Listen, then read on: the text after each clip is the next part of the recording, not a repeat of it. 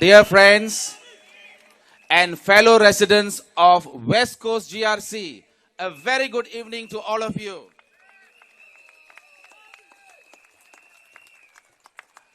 In order to give more time for the West Coast candidates, I do have some time constraints so that I will address in Tamil just in one line for the Tamil audience to understand.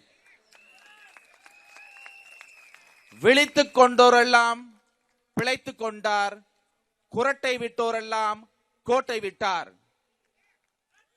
ஆகையால் ஒரே வரியில் நான் உங்களிடம் சொல்லுகின்றேன், உங்கள் வாக்கை நீங்கள் கைவிட்டு விடாதீர்கள். நீங்கள் இந்த அரசாங்கத்தை வெளிப்படையாக சொல்லுங்கள், அவர்களை எழுந்து நிற்க சொல்லுங்கள். Wake up PAP government, அதை தான் நாங்கள் சொல்லுகின்றேன்.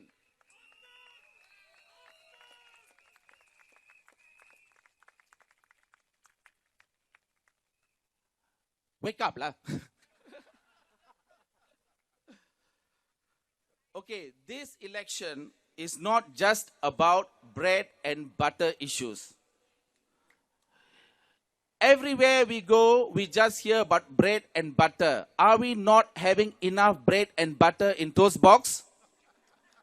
So therefore, this election is not just about bread and butter issues and town council management, but it is about our entire system of democracy in Singapore.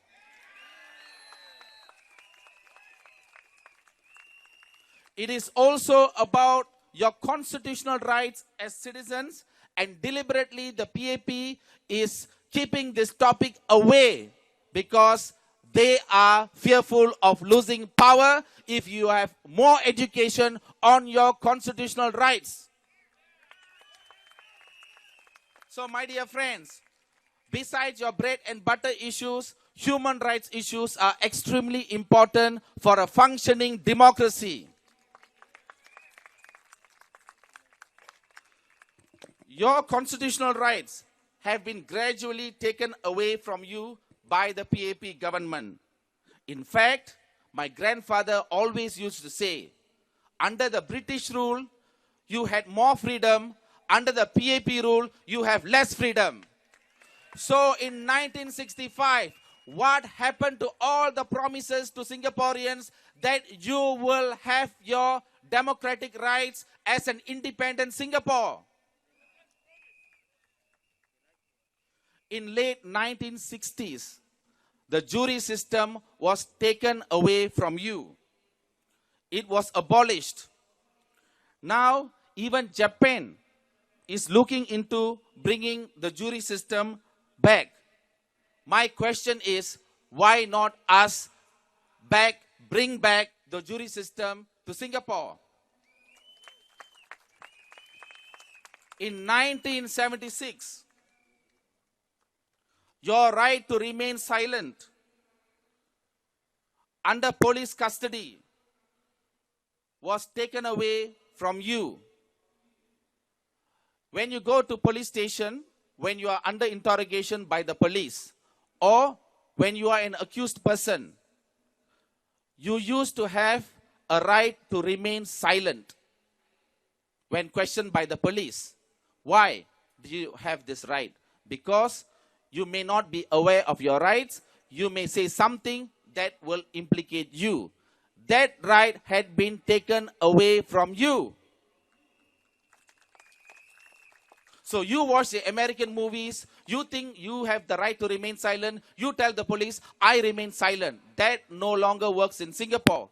So it is time that you ask the government to make it a law in Singapore to regain your constitutional right to remain silent when you face police interrogation.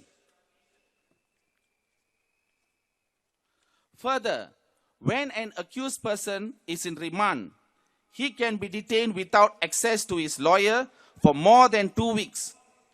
I understand that some improvements have been made on this issue, but all I'm asking is that you must have this right in the Constitution that you will have immediate right to access to your lawyers. Is that too much to ask?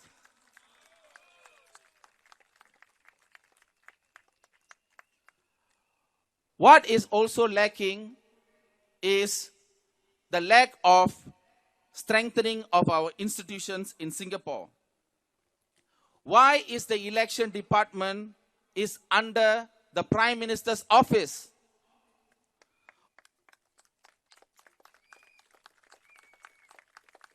Although I understand that it is an independent body, it gives an impression that it is not.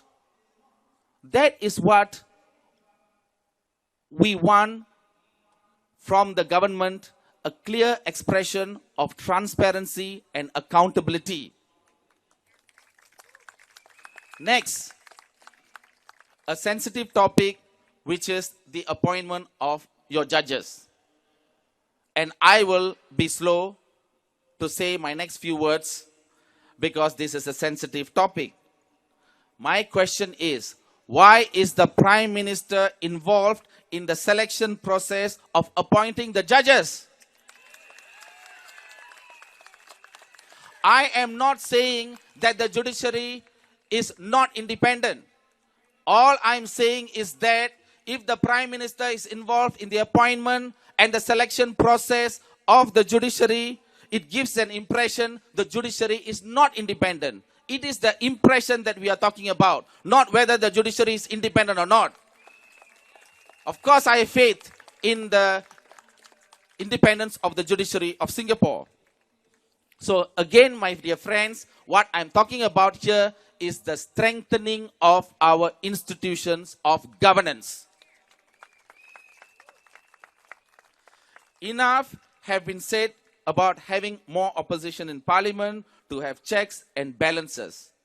But what we forget is that you can't just leave it to parliament, you can't just leave it to the courts to address serious violation of human rights in Singapore. What do you need? Away from the courts, you know, you go to the court, you got to pay so much of money. Parliament, I don't have to say. By the time you see your MP, you have to wait for a long queue. I don't know when he's going to come to address this issue. But you need to have an independent National Human Rights Commission to address any human rights violations in Singapore. Malaysia, Thailand, Indonesia, Philippines, even Cambodia have National Human Rights Commission. Why don't we have a National Human Rights Commission in Singapore? So therefore, my dear friends, you need to make this an election issue, and you need to exercise your right to claim your democratic rights back from the government. You don't need your MP, you don't need your lawyers, but you need to ask as citizens for your rights. So it doesn't just, it doesn't just depend on your MPs and the courts and so on and so forth. You need to ask your democratic rights back. The PAP claim that we have one of the lowest crime rates in the world, which is true. But you know what? We have one of the highest rates of prison population in Singapore. Does that make sense to you? So we need answers, and you need to send the Reform Party to Parliament to put all these questions to the government of such matters which we don't understand.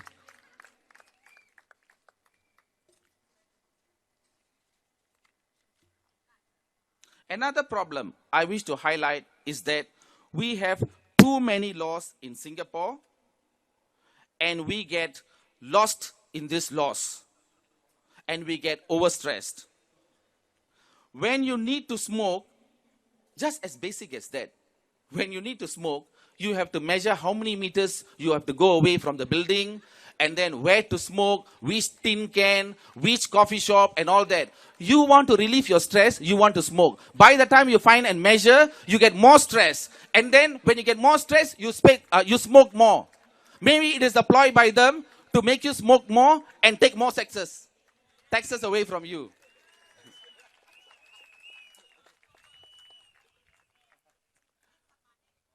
So what we want is change. Do you want change? My dear friends, what we are facing in this election is an awareness in the ruling party. There is a real crisis of confidence in them. No less than 10 MPs have resigned. There is fear in them. Why are they so afraid to hear our voices? All we want is greater accountability, transparency, and better governance. Is that too much to ask? Now, even as basic as our community centers, you can only hold your wedding functions and other social functions, but you cannot conduct any political activities. Why is politics given different treatment from other activities? Do you see this in other countries? So we need to claim our political space back from the government.